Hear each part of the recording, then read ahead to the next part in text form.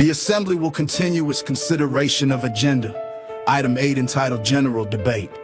The Assembly will hear an address by His Excellency Benjamin Netanyahu, Prime Minister of the State of Israel.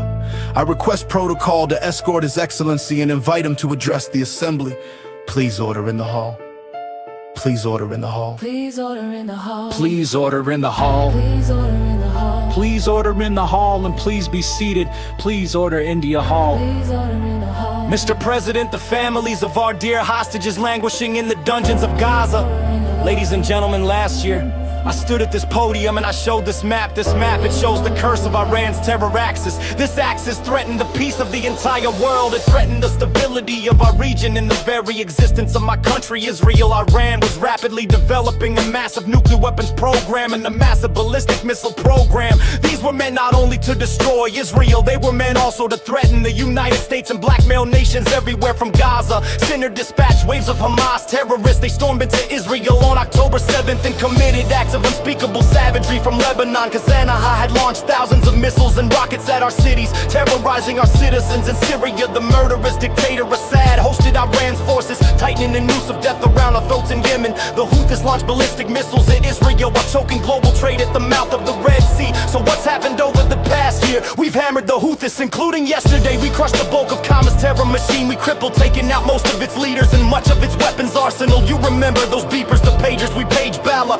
And believe me, they got the message. And thousands of terrorists dropped to the ground. We destroyed Assad's armaments in Syria. We deterred Iran shot militias in Iraq. And most importantly, and above anything else that I could say to you or that we did in this past year, in this past decade, we devastated Iran's atomic weapons and ballistic missiles programs. So here's where things stand today. Half the leadership in Yemen gone, and Gaza gone. Sorry, in Lebanon gone. The Assad regime in Syria gone. Those missiles, those militias in Iraq, well, they're still deterred. And their leaders, if they attack Israel, will also be gone. And for Iran's top military commanders and his top atomic bomb scientists, well, they're gone too. Israel's 12-day war with Iran, which I renamed Operation Rising Lion. That's from the Bible. This 12-day war will go down in the annals of military history. Our daring pilots neutralized Iran's missile defenses and took control of the skies over the throne. And you saw this Israeli fighter pilots and American B-2 pilots bombed Iran's nuclear enrichment sites. I want to thank President Trump for his bold and decisive action. President Trump and I promise to prevent Iran from developing nuclear weapons.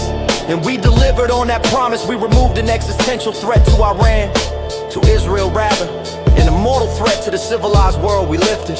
A dark cloud that could have claimed millions and millions of lives. But ladies and gentlemen, we must remain vigilant. We must remain